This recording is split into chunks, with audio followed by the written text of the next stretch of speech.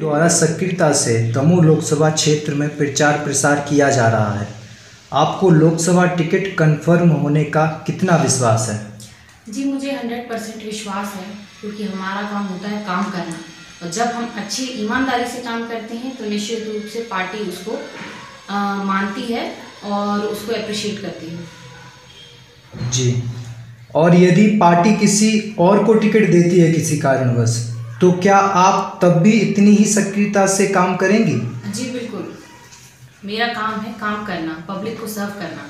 अगर मैं नहीं, कोई और भी टिकट लेके आता है तो मैं उतनी ही सक्रियता से काम करूँगी। किन मुद्दों को लेकर आप जनता से सांसद के बदलाव की अपील कर रही हैं? मेरे मुख्य मुद्दे हैं शिक्षा, रोजगार और स्वास्थ्य। इनका स्तर बहुत ही बुरा है। कल ही मैं हटा गई थी और वहाँ मैंने देखा कि बच्चियों को पढ़ने के लिए 12वीं तक के भी स्कूल उपलब्ध नहीं हैं। जी, कई ऐसे परिवार हैं जो नहीं चाहते हैं कि वो कोएड में पढ़ाएं या लड़कों के साथ अपनी बच्चियों को भेजें।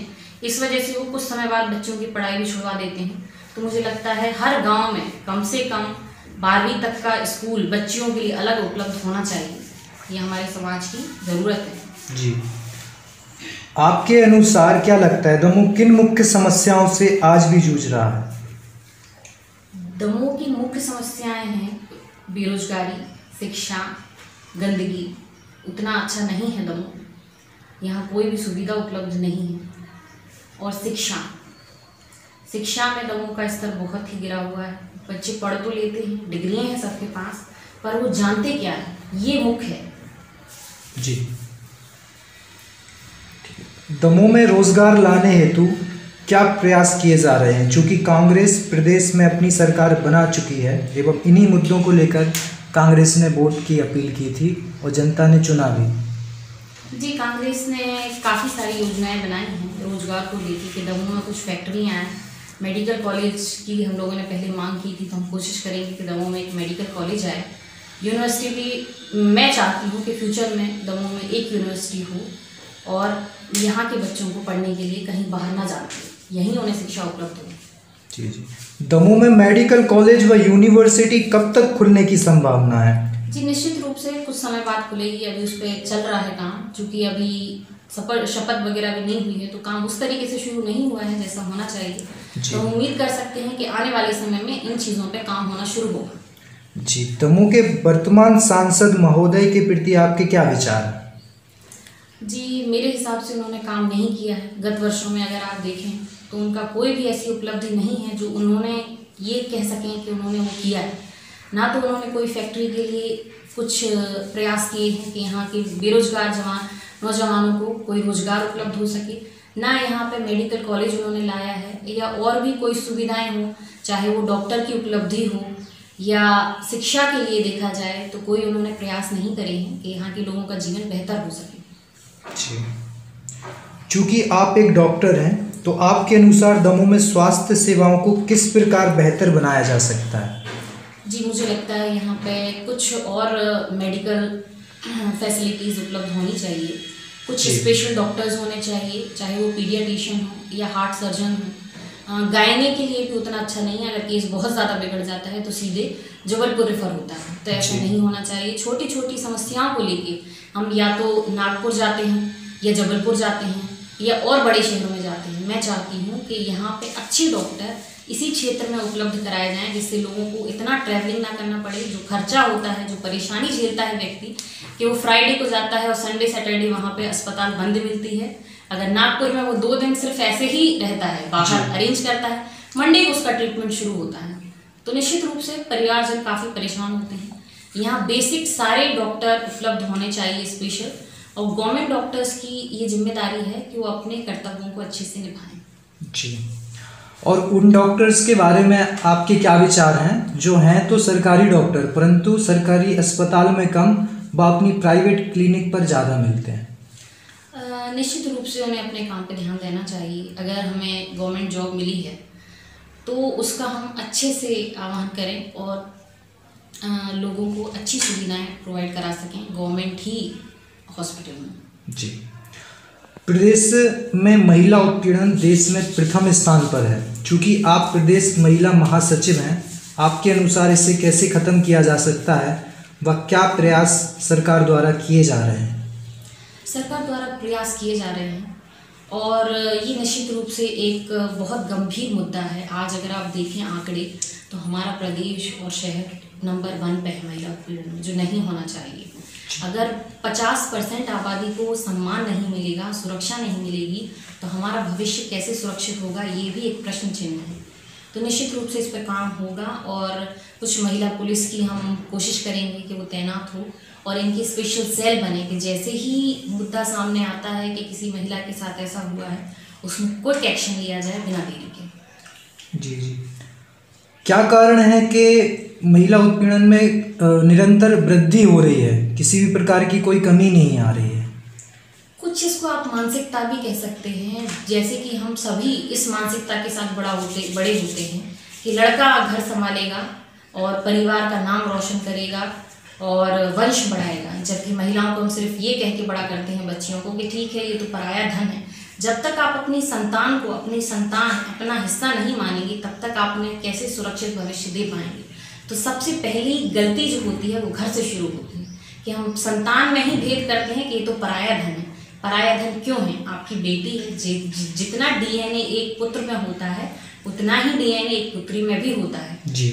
निश्चित रूप से ये ऐसा चीज है जो सबको मिलकर बदलना चाहिए, ये सिर्फ सरकार नहीं कर सकती है जी। सरकार करे, प्रयास करे कि भाई ये चीजें रुकें, बट ये वो चीजें हैं, वो मुद्दे हैं जो जन हर व्यक्ति जब इस चीज को समझेगा कि महिला कितनी आवश्यक है, बिना महिला के ना तो कोई बहू ला सकता है, ना कोई बेटी बना सकता है, कुछ भी संभव नहीं है। अगर बिना महिला के आप चाहें तो वंश भी नहीं बढ़ सकता। तो उसके लिए हम संरक्षण दें, शिक्षा दें, प्यार दें और वो सम्मान दें जो वो डिजर्व करते हैं। जी। दमोह में लोकसभा सीट पर कांग्रेस के आने का आपको कितना प्रतिशत विश्वास है, वह क्यों है? जी, मुझे 100% विश्वास है। मैं लोगों के बीच में हूँ और उनकी परेशानियाँ सुन रही हूँ। तो बीजेपी ने वो काम नहीं किया जिसके लिए वो चुनी गई थी। तो निश्चित रूप से आदमी बदलाव चाह रहा है, पब्लिक चाहती है कि ऐसा व्यक्ति आए जो उनकी समस्याओं को समझे और सुलझाए। जी। बेलाताल तालाब को लेकर सांसद महोदय जी पे काफ़ी प्रश्न चिन्ह उठते हैं जी। इस मुद्दे पर आप क्या कहेंगे? जी, मैं कहूँगी कि निश्चित रूप से महोदय जी को थोड़ा सा उस पर प्रयास करना चाहिए। बहुत बड़ा काज नहीं है ये। बेलाताल सिर्फ 2 दिन में साफ हो सकता है और वैसा मेंटेन हो सकता है जैसा कि आप बड़े शहरों में देखते हैं कि जो लेक व्यू जिस तरीके से भोपाल में डेवलप किया हुआ है, ऐसा हमारे शहर में भी बेलाताल मेंटेन हो सकता है। क्या कारण, क्यों नहीं किया जा रहा है इस प्रकार से मेंटेन, क्या लगता है आपको? ये तो सांसद महोदय जी बता सकते हैं कि वो क्यों नहीं कर रहे हैं इसको। जी। क्योंकि ये बहुत बड़ा काम नहीं है और हर बारी वो सिर्फ प्रयास करते हैं। अब अगर हमारा सांसद एक तालाब ही मेंटेन करने में प्रयास कर रहा है और सफल नहीं हो रहा है, तो निश्चित रूप से उनकी क्षमताओं पर भी प्रश्न चिन्ह उठता है कि ऐसा क्यों है। जी। क्या आपको लगता है नोटबंदी की असफलता का लाभ भी कांग्रेस को इस लोकसभा चुनाव में मिलेगा? जी, निश्चित रूप से मिलेगा और मिला भी है। आप देखें तो छोटे उद्योग हैं, जो छोटा व्यापारी है, उसका उद्योग ठप हुआ है आज की डेट में और उसी का असर है कि लोगों ने आक्रोश प्रकट किया है बीजेपी के प्रति।